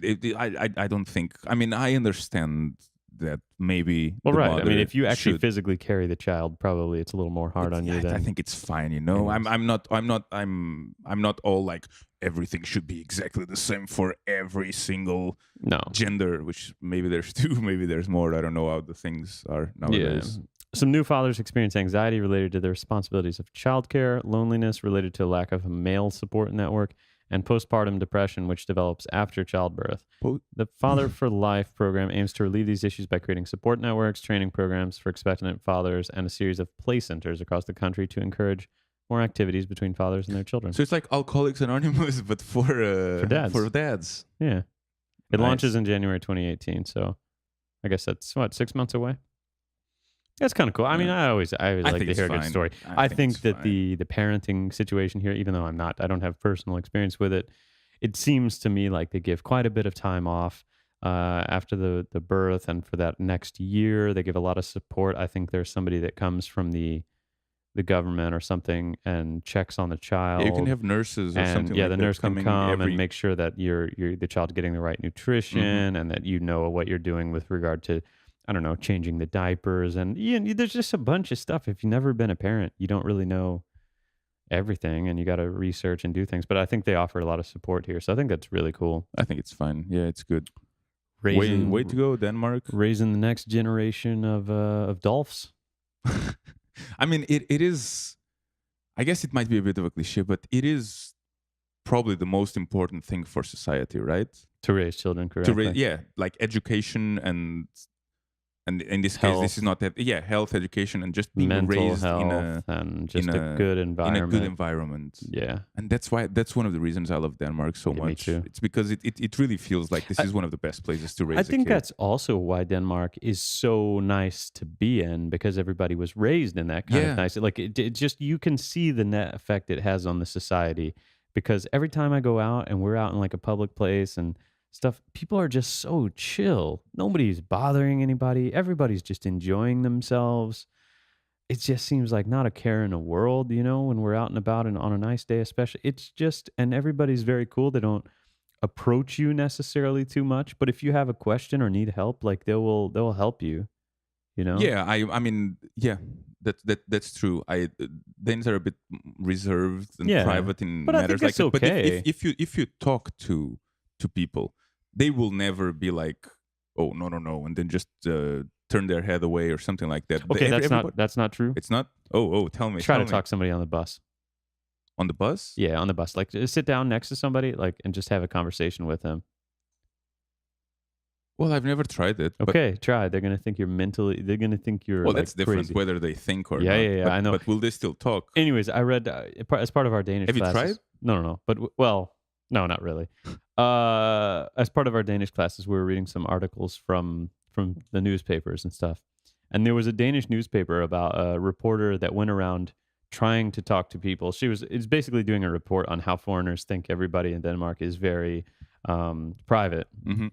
and won't talk to anybody on the bus or public transport. So she went around on the bus and basically sat down next to people and tried to strike up a conversation But with them. did she have a camera with her or anything? No, like no, that? no, no, no, Okay. no, nothing at all. Okay. Just I don't even think she had a voice recorder. Maybe she was just documenting okay. kind of Yeah. the interactions, a bit like James Comey did. Um, and so she tried to talk to people, and she said most people basically gave her a really short, brief answer and like turned away or like got up out of the seat and left. And then one person, one younger person that she talked to after the fact, and after she told her, "Hey, I'm with this newspaper. I was doing a piece on it." Hmm. The girl told her, "Yeah, I thought you were mentally like." She was like, "I thought you were like had a mental sickness, or you were actually like crazy." Hmm. And she's like, "Nobody talks to people on the bus unless they are crazy or old." Yeah. And so, yeah, that's what I'm saying is you say that if you talk to them, most will respond. And in general, in most social settings, No. that is true, but not when it comes to public Okay, transport. and maybe not chit chat. I mean, I know Yeah, that it's yeah, a yeah. difference between chit chat or just Okay. actually asking for. Yeah, but if you say, "Hey, I need directions help," or- where's the nearest hospital or everybody whatever, everybody will help you. or if they know. But if you sit down on the bus and you say, "Hey, How's your day how's your going?" day going today? You're Yeah. looking real sharp today, and you smell good too." That's like, you know what I mean? Like they're just gonna be like, "Okay, I'm leaving," Yeah, I mean, yeah, okay, that's because there's some kind of faux pas there. yeah, because Americans are like so overly like fake friendly. They sit down, "Oh, hey, look at you. You're looking, it's like you look like you're just having a great day today. Hi, my name's Ford." And you just like start talking. People are like, "What the fuck is wrong with you here? Like, you are way too And friendly. and What do you want from me?" and I mean, there's a lot of things that I'm curious now, like what time of the day that was. Because if someone is going like in the morning, before they had their coffee and they're going to work, I understand that sometimes people just like, Oh, just come get the on. fuck away from me. Come on, Dolph. Why But- don't you do a study for us? Come back next week on the podcast. This week, every time I don't ride the bus. Oh yeah, you don't, but you should. All right, this week, take the bus. Try to talk to at least one person on every bus ride. I think I feel and see how that self-conscious goes. about it. Why? You're never going to see that person again, and if you do, it doesn't Who knows? matter. It's a small country, you Okay, know. I but- see people all the fucking time. Don't you have enough self-confidence and self-esteem to do that, Dolph? Oof. I think you might be overselling my You seem my, like my a confidence for you it. seem like a confident guy. It is interesting. I don't think in Portugal. I mean, in Portugal is definitely More chit chatty. yeah, a little bit more, but it's still not something you just don't see like random people just start a conversation like that with random people. No, as but I well. mean, if they did, I bet it's more well accepted on public transit there than it is here. It's just so like private here. It's like, don't talk to me. Yeah, I think it's a bit too and much. to be honest, I kind of like it, but it's because I just don't want to interact with people. Sometimes I'm just like, leave me alone. The one thing I don't like is it, and it's also pretty good here. Most people don't talk too much on their cell phone on public transport here. Some people do, and it's really fucking annoying when it's like really quiet in there, and you just got some guy just won't shut up about whatever he's talking about on the phone. Well, I mean, I understand, but to be fair, if you had a couple, like two people sitting next to each other and talking in the same It's about the same. loudness as someone talking on the phone, it's not really that different, is it? I guess in that sense, you can hear both sides of the conversation. Whereas if it's somebody on the phone, But you can why only hear would one it half. matter if you're listening to? You shouldn't be. Why are you listening to it in the first place? Why do you care? Oh, I don't care really. It's just kind of one Or of those, it's not even why do you care? Why does that make a difference? Whether you find it more, a person I don't finds it know, more because acceptable. at least then it's like somewhat interesting if you want to listen. I mean, is that but rude? he's not talking to you. No, So why do you care if it's interesting or I don't not? You fucking know? know. I'm just giving you a It's hard like- time, Dolph. it's like, I honestly, hey, shut up with that. I find you boring. Please shut up with your conversation Yeah. or talk about something else. maybe that's what I should do. I should do that once a day. Every time somebody's talking in the public transport, just hey, shut up. Just join the conversation. See how that for goes. it. Just show your American roots and Yeah, maybe I strike should up make. a random Maybe I conversation should just with a make my person on- own call and then like start talking even louder. Like Or walk talk- right next to the person and talk really loud right into their no. phone. No. You know what you do? You just ring someone, or don't just pretend that you're calling someone. Yeah. Then you start talking about, oh man, there's this guy here talking on the phone right next to me. Yeah, he's so loud. You wouldn't believe this guy. Here, listen to him, and then like hold the phone up towards him. Maybe it would start like a cascade of people just doing that, and then the whole Oh, buzz would be talking about each other. I love that idea. I love it. I love that idea. It's like a flash mob for. It's like a buzz flash mob. Mm-hmm. That would be funny. I'd join one like that. You say that, but you wouldn't. Well, if it was a coordinated effort, I would. Yeah. Oh, speaking about encryption, here we go. There's a new program to fight computer cyber criminals. It's a weird segue. Go on for it. Well, I mean, we talked about good, encryption earlier. Come on. I mean, I just thought it was funny. I didn't get my master's in like In talk show segues. I just try It's my good best. for it. It's Try good. my I'm best. just giving you a hard time. Growing threat from hackers and other computer criminals has gotten Copenhagen School to create a new education. The threat of hacker attacks and rising cybercrime gives a desperate shortage of IT security specialists. It's certainly the assessment of the Copenhagen School KEA, which is now creating a training dedicated to IT security. Let's see. So this is new. I mean, Yeah, I guess this is a new course. There used to be a course. It's called Proactive Computer Security course from Okay. back in 2012, 2013. I can't remember. In Diku, if I'm not mistaken. Yeah. I know the people who were teaching it back then. I don't know if the course is still going on, but it was basically a 6 month, like a semester of like exploit development and reverse engineering. So it was basically like really low level computer security Yeah. stuff. Okay. I don't know if this is similar or not. Yeah, but this is right up our alley anyway, and this is interesting stuff anyway. Who knows how good the program is? Who's running? Among others, Danish Defense. We have been in dialogue with, among others, Danish Defense Intelligence Service and other from the IT security industry, and they say that the real labor shortages. Oh, that there are real labor. Yeah, this is I started translated from Danish. Yeah. Yeah, it's translated from Danish. And I started too. mid-sentence anyway, but yeah. Yeah, so there's IT security labor shortages for sure. I mean, it's because you can't just if somebody knows a little bit about computers, it doesn't mean that they automatically know anything about computer security. It's a niche It's market. a very specialist type area, and you have to have done and it takes time to learn, I guess. Mm-hmm. And it's not really it's kind of an underground thing. So it's not something that you usually learn by chance. Yeah. It's not like you just You go have to to be university interested in it, exactly. and you have to really go after it and learn it by yourself. And there's so many areas of specialization, like reverse engineering or systems design, or pen testing. Pen testing guys and stuff like that. So I don't know. This is cool though. I mean, more programs like this, I think it's good for the country. I mean, certainly in the next, let's say 50 years, right? Like you think that traditional military will always be important, but so much more important is the intelligence you get. Cyber, yeah. And that's going to be pretty much all cyber army type stuff and all that. The cyber. But I've been hearing about stuff like this for a while now. Yeah, I sure. guess. I mean, it continues to come online, rather. It's more and more focus on it. But yeah, you just hear so much, you just hear so much more about cyber Security intrusions nowadays. And it's where the money's security at. problems. For criminals, I that's think where the money's at. Is like the ransomware things. I mean, it's an easy way for them to cash out. Yeah, and I guess you're not actually doing breaking physically into something, so Right. it's easier or it's harder to get really caught, or at least it gives you a sense of security that you don't get by Probably also easier for people to justify that are maybe on a moral, like a bit of a moral. Like, for instance, there are probably some people that would perform certain types of computer crime, but would definitely not be okay with breaking into somebody's home physically. Oh, for sure. You know what I mean? Like, they're I'm not going to cross that moral not line. Even capable, because usually, at least the stereotype about people who do stuff like this is like they're Look like nerdy, Cartman. and look like what? Cartman from South Park. Yeah, maybe. But yeah, they're just nerdy and maybe young and acne and glasses and stuff like that. Yeah, and that's not really the reality.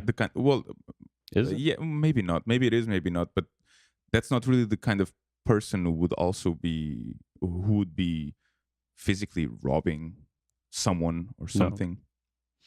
Have you seen the South Park episode with the World of Warcraft? I don't think so. Where he gets the bucket? No, I no. Don't let me ruin it for you. Okay, then don't watch do it. Watch it. Just watch the South Park. But I'll tell you what I saw. World of Warcraft episode. I actually saw World of Warcraft. Okay, I saw some news that yesterday on Varnedamsvej there was a robbery. There are two guys of, I think they were Eastern European. That's what they were saying. Robbed a jewelry store, Okay. and they ran away on scooters, or they drove away on either one or two scooters. I can't remember. Okay. But that's the modern criminal for it, or at least in Denmark. I guess it's easier to run away, especially on Vanadam's vibe, because there's so much traffic there. You can't really just Yeah, drive away quickly. a scooter's from probably there. a pretty good thing in a city because, I mean, to be fair, a motorcycle would probably be a little nicer, but you're never going to really be able to get the motorcycle up to full speed. So, a scooter is probably the next best thing. But who robs jewelry stores anymore? Like, Well, those two guys did. I know. I'm just There's a saying, like, picture of them. I don't with a know. mask. I don't know. I mean, if you have to rob something, you want to rob something valuable, right? What else would you rob? What would you go for? I don't know. Probably, I don't really think about it every day, but I mean, probably something where I could just get pure cash, not jewelry. Because then you got to go around and turn the jewelry into something, and you're going to get pennies on a dollar for what it's worth. And if you don't, then you're going to go to some place that's more reputable, and is going to be like, "Hey, these guys, why are they selling all this jewelry?" You know, you're going to have to probably sell it off over a period of weeks or months, and you're going to have to be careful where you do it because everywhere where you go sell it is going to have cameras and records of everything. Just And go to fucking Sweden, you know? I mean, just cross the bridge. do you I don't think know. that's really all it takes? You think you I can don't really know. do that easily and still really not don't. have any problem? I really don't know. I mean, But- maybe if you took it back to an Eastern European country, then it'd be a lot less problem. I just Yeah, still, I mean, I don't know, whatever. but you can't even, like, there's so much money transaction nowadays happens digitally and with credit cards and stuff like, or Dencourt, that is there really places like that just have loads of cash besides banks? Loads of cash. Well, even banks don't even have loads of cash Yeah, anymore. I think it's so- primarily in the ATMs, and those are pretty solid. I think there was some people in Texas actually just a week or two ago. They were drilling into, or they were using like a blowtorch or something to open up an ATM, and they set all the cash on fire with the blowtorch. Nice. Yeah, so There was a big surge on ATM robberies in Portugal back in 2008 when the crisis was hitting yeah. the country really hard. It was actually quite, like, every day you would hear like gas stations being robbed or ATMs being blown up or stuff like that. I think more of the stuff now is people are like doing skimming on gas station, like especially in Texas, they install those credit card skimmers on ATMs and on gas station terminals. Do they just remove the? Yeah, well, because a lot of places don't use chip and pen or don't use chip Mhm. at all still. And if they do use chip, it's chip and signature or something like that. Anyways, it's a pretty stupid system they've implemented in the U.S., which isn't surprising. But basically, they would people mainly pay with gas with their debit card or credit card, and all that requires is either the zip code or the PIN number, no chip. So they can just skim the card and clone a card, and they already have your PIN, and then they just use your credit card. Yeah. Feels bad, man. But that's probably the And the chip modern solves criminal. that stuff. Well, the chip means that even if they have your mag strip information and they have whatever PIN you used, they won't have the same chip that creates the cryptographic. Like it doesn't have the it's a same cryptographic secret. signature. Yeah, they're not going to secret, be able yeah. to replicate because they're only going to see the public key or whatever. Like they're not going to see the private internal. So that's why chip and PIN solves that issue because they can still get 2 out of the 3 things, but still not be able to use it. So, although from what I hear, there's some ability to clone chip cards, but I'm not too sure. I'm not 100% sure about all that. When I was at DEF CON a few years ago. Yeah. DEF CON is this computer security, more like a hacker conference. Somebody had planted a fake ATM machine right in the middle of the hotel where the conference was taking place, and like right in front of a security camera, I think, or something, or in front of let's say the hotel security thing. And eventually somebody found out during the conference still, so it was there for 24 hours or something like that. Yeah. But I mean, they just fucking planted a fake ATM, and probably some people used it. Oh, for sure. I doubt it. I'm pretty sure it didn't distribute any cash, but it must have taken Taking some some information. numbers. Yeah, some information. Yeah. I don't think we actually know, or you ever ended up figuring out who did it. Yeah. It could have been just to prove a point, you know. Like I'm not sure there's a record of people who have used it and actually got money, or that had money disappearing from their account or anything like that. Because I mean, if you're gonna make a point about that, it's a great place to do it is at a hackers conference. Yeah. But yeah, I mean, that could just happen anywhere. I guess it's especially in the US. The ATMs are some of the ATMs are just actually machines, kind of like a pinball machine. So it's just a machine that is not, let's say, Attached to attached to a a building. Yeah. Yeah. Just like freestanding. Some of them are really cheap and shitty too. Like people buy the discount ones that are like easy to break or You steal. can buy them on eBay. Yeah, I know. Well, how about this segue, Dolph? Speaking of money disappearing from accounts, What else is disappearing? there's a huge hike in numbers charged with street begging on the Danish streets. Okay, well, that's actually not surprising to me. When I moved here in 2000, I remember when I moved here in 2007 or 2008. I can't remember. It was very, very. There was, how do I phrase this? It was very clear that there were not as many homeless people begging for money on the streets as there are now. Yeah. I mean, just like 4 or 5 years later, there was a big difference in the amount of people, even just on Stol, where you would see, where you see homeless people, you know, just you might see like there. one on the whole street back then, and now you see like 10 or 20. Exactly. Yeah, I see them all over the place now. And and all the homeless people that you see, I mean, my memory might be a bit might be failing a little bit, but I felt they were, most of them were, well, there were no gypsies, like no Romas, you know. It was, I don't know if they were all Danish or not, but at least it felt that it was more Danish people. Whereas now, it seems like almost every one of them feels like they're, at least on the street. I see a lot of homeless Danes. I live on Istegel, so I see a lot of them around Mensjem and those places. But I mean, even on like the soup kitchens, on Istegel, like they have signs written in Romanian nowadays, just saying like you can't drink alcohol within this perimeter. Whatever. So what's it say here? The state police revealed the number of people charged with begging on the street has shot up significantly in recent years. Last year, a total of 76 people were charged with street begging, considerably higher than the 9 charged in 2013. Nice. Only 76? I mean, shit, I see 76 beggars in a week. 76 were charged in a whole year.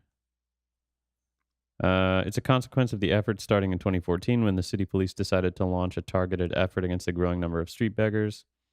What kind of targeted effort have they launched? Seriously? So, I mean, if I targeted anything at all, I mean, I think I'd be done with it in like a month.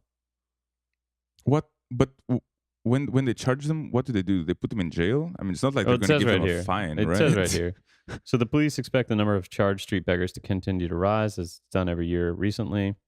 In 2014, 19 people were charged, and the number rose to 35 in 2015, and now it's 76 in 2016. When the police respond to reports of street begging, the police initially give the beggar a warning in the form of a ban, meaning the beggar is banned from the area for 5 years. Wow. Then the police also revealed that the number of street beggars being reported to the police has jumped as well. Man, to me, this seems like the equivalent of brooming, like when you're cleaning the floor, you know, sweeping with the broom, dirt under the rug. Exactly, sweeping it under the rug. That's basically what it feels like to me.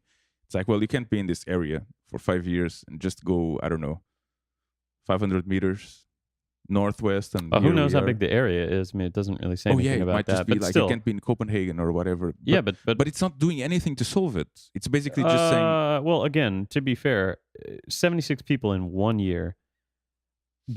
I bet if we went to, let's say, Kongens Nytorv and then walked to Christianshavn, for instance, do you think we would see 10 to 15 beggars in that stroll? No, I think we'd 10? I think 5? Maybe 5 probably. 5 for sure. Maybe 5 for sure. What about around Christianshavn? Are you going to see 5 or 10 just right there at the station?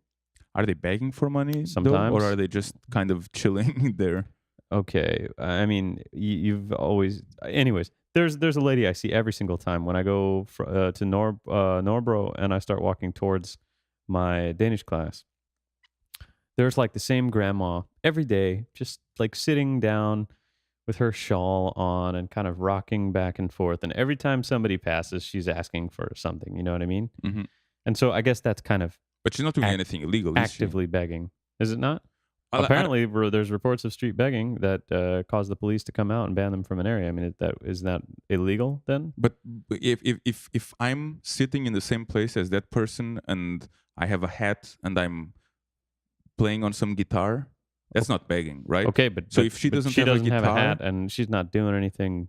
but if she doesn't have a guitar, then she's automatically a criminal. It just seems so ridiculous to I me. don't know. I really don't know. But all I'm saying is, what I'm getting at is 76 people in an entire year. When you and I see like far more begging on like a regular basis, whether or not it should be illegal Hmm. or not, or Hmm. whether there should be Yeah. punishment. I mean, the law, I guess, is what it is right now. But apparently, it's not legal because the police can do something about it. And it's probably one of those things where it's only they do something when they feel like they need to, right? They're like, okay, this guy's annoying and bothering people. We're not going to let him. But if this person is not really bothering anybody, we'll let him be. You know, I'd imagine that's how it's being treated. Well, yeah, the article is not very clear about Yeah. that. But anyways, what I'm saying is if it is illegal and there should be some enforcement and the police are talking about, oh, we've been stepping up enforcement, maybe, but it doesn't really feel like it. I mean, Well, depends. I guess depends on your expectations. I guess sure. you're just thinking like eliminating the whole thing. Like doing this would eliminate. Well, I mean, should be if eliminating they've it, got and it you on still the see it. if they've got it on the books as illegal and they can ban people from areas and they I guess apparently have charged more people in the last year or whatever it is. All I'm saying is it certainly feels like if this was a focus for them that they're really not doing much But of a what do you job expect these people who are charged to do instead? to do instead. Yeah, let's say they are banned from this area. What are they going to do? They're just going to go to a different area. Is that it? And then you're Banned from surprised Copenhagen, because they're banned from being Denmark, charged, but whatever. they're still there. I don't know. I don't know. It just bothers me that this is really not fixing anything. You know, this is. Is the begging fixing anything though? I mean, I'm not saying this I mean, law is fixing anything. I'm sure. Them being I'm sure a lot out of people. there just begging, I mean, does that fix anything either? I mean, Well, I don't know. I think partly it depends on the person because a lot of them are probably not doing it for fun. They're doing it because they have no they don't other know choice. what else to do. Yeah, they don't have any other choice. Yeah, I don't know. And this is not fixing anything. It's basically just saying, well, I don't want you to be here because this is a nice area. You can go back for a crappy area where the police doesn't enforce this shit. But you're not helping anyone with this. I mean, you're helping the people who just want to walk around in the nice looking area without people who look poor and different. Yeah, but then what's the other side of that? When people start putting up like camps, like cardboard camps and shit in the middle of, I mean, they already do it in the middle of Gameltal. Sure, and well, the thing is, It's like a a blight on the city. It just looks like shit, and I mean, it's just so nasty. why not try to help these people instead? Oh, but you don't think that there are programs for them, like I guess the different, like there's Husphobie and stuff like that? I mean, aren't there organizations that do try to help? Have you ever seen? I don't know what the requirements are for Husphobie, but I don't think mean, I've neither. ever seen. I just gave 20 krona to a guy like that today. Yeah, but I don't think Good. I've ever seen like a legitimate gypsy with a Husphobie shirt no, on. it's So, Danes. Yeah, so I don't know if it's Danes only or if it's Oh like no, I don't think it's necessarily limited just to yeah. Danes. Well, so what I'm saying is there are certain people that seem to really want to start to try to help themselves, or at least like are in a bad situation and want to try to make the best of it and like do what they can to pull themselves up out of it. And then it seems like there's another subset of people who are happy to just survive off of the scraps of other people. Oh yeah, I mean, and never certainly. do anything more to try to get any more out of their life. Oh yeah, but then let's just call the things as they are. Let's talk about the gypsies or the Romas or whatever you want to call them now. Yes, for a lot, of course, I can talk about all of them, but for a lot of them, it seems to be more of a cultural lifestyle kind of thing. Yeah. But then I guess if the article is focusing only on Romas, then it made a really bad it didn't really express it very clearly to me, or maybe I'm just not smart enough to read between the lines. Because, and I guess in a way I'm also, I live on Istiklal. I see a lot of beggars, and I see most of them, or a lot of them, are not even gypsies. So when I think of someone begging on the streets, I don't automatically think about some Roma from, or gypsy from Romania or Hungary. Let's not blame all the Romanians for this. Yeah. And I'm sure a lot of those people can't be helped Yeah, that's for what. some reason or the other. Yeah. So I'm just saying, I think that there might come a time where it's important to say, okay, we know people fall on hard times. We know that these things happen, and people are in a bad spot. We have some programs to try to help them pull themselves up out of it. But if they're not going to try to participate in anything to try to help themselves, then at some point they have to go.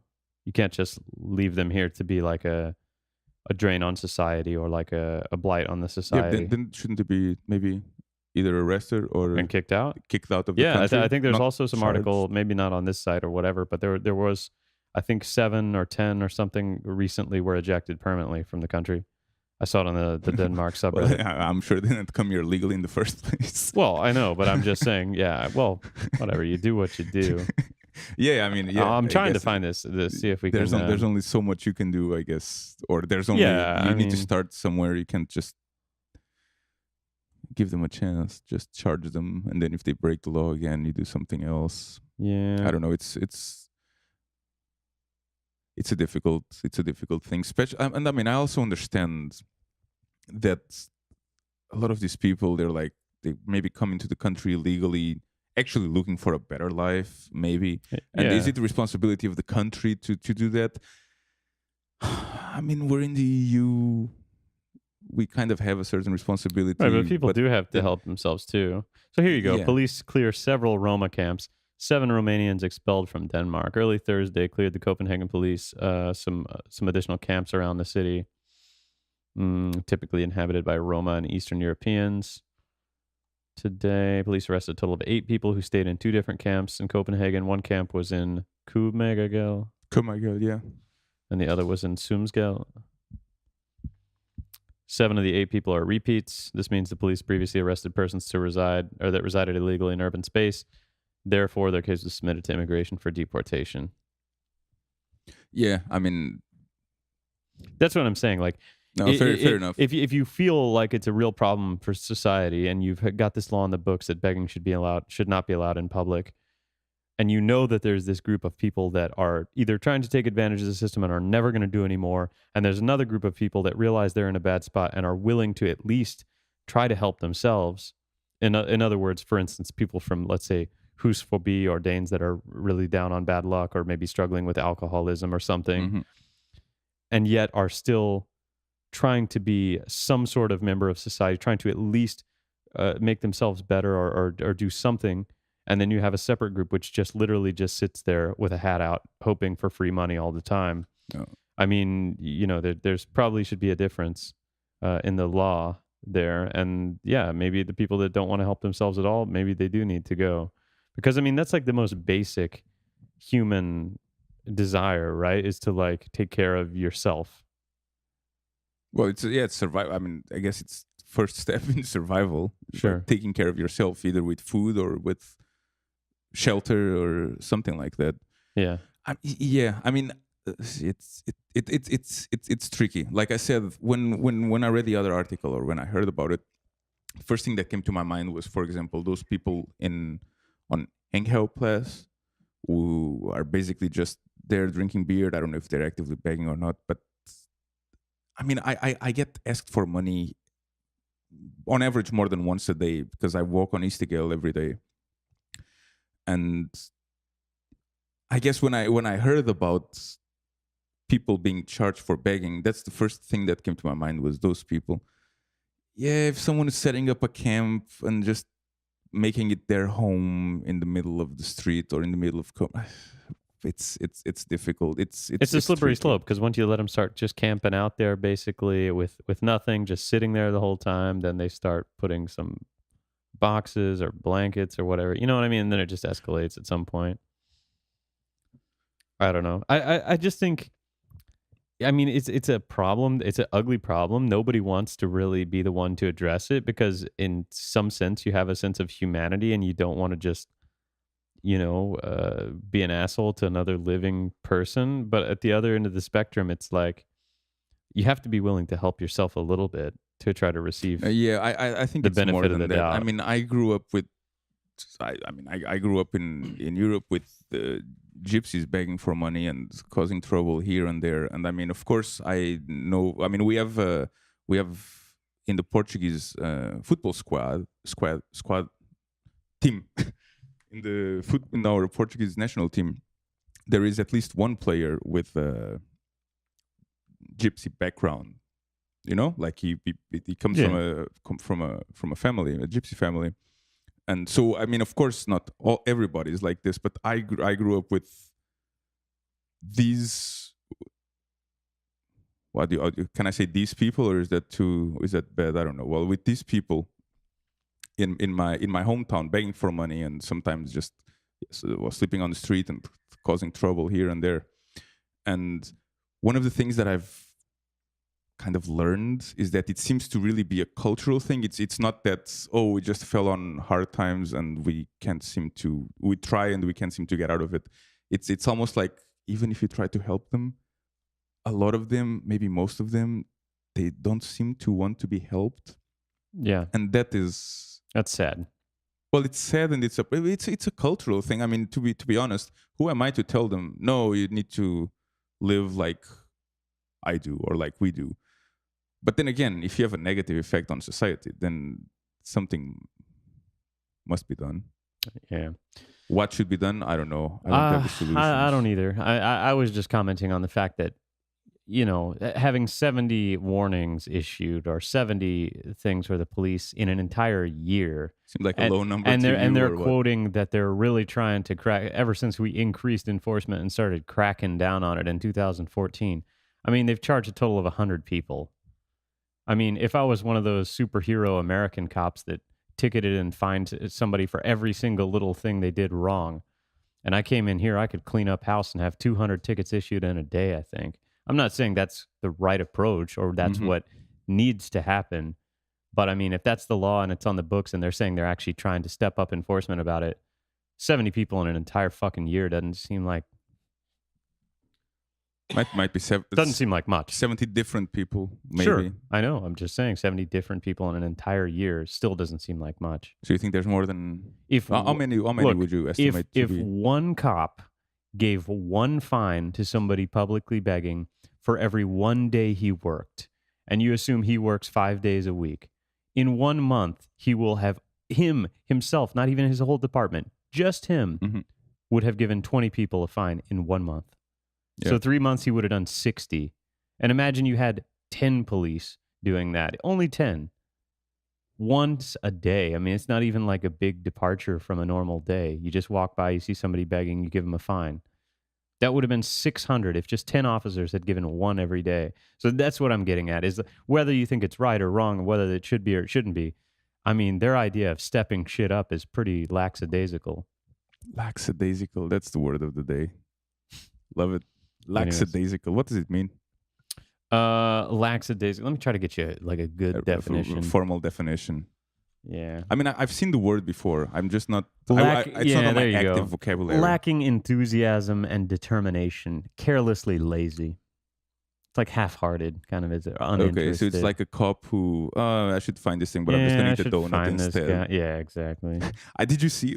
Did I tell you? There's on Distortion on one of the days, either in Nopo or Festival. I actually saw a bunch of cops that were given. I guess somebody gave them a box of donuts, Okay. and then they were taking pictures with the cops. So you just see this stereotypical image of cops eating donuts and being all merry and stuff. It was really fun. It must be hard for cops during Distortion. Yeah, maybe. Well, this was kind of All a right. long one. We've been going almost an hour and 50 minutes. We've had longer than this. Yeah, we have, But yeah, I mean, we were trying to make it under 2 hours. But right? we basically have to make it under 2 hours because if we don't, we're not able to export the audio properly unless we put it in different pieces. Then we need a different So, program for it because that yeah. doesn't seem to be the No, I know, That but shouldn't be a limiting factor whether our it's the size of program it's the size of the exports. file though, not the actual length of the audio, and since it's a certain quality. Anyways, so that is gonna be it for the day, I guess. What a nice transition into the outro.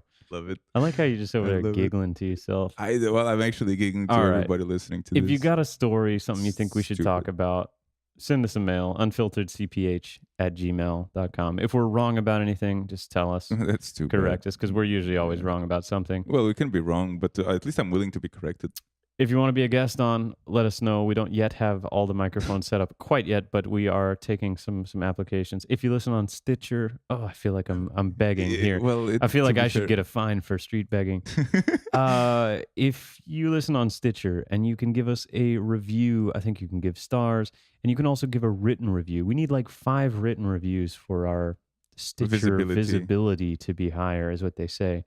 So that would be cool. If not, Yeah. you can just like on Facebook. Yeah, you can find us on Facebook, on SoundCloud, SoundCloud, on Stitcher, and on Apple iTunes as well. on iTunes. And there's some other sites that started carrying our stuff that we didn't even really like. They're just scraping it and picking it up. So that's it for us. We're gonna get back to this nice weather. Go enjoy a little bit. Yeah, maybe we'll enjoy something right now. Go outside. Yeah. See you guys next time. Ta-ta.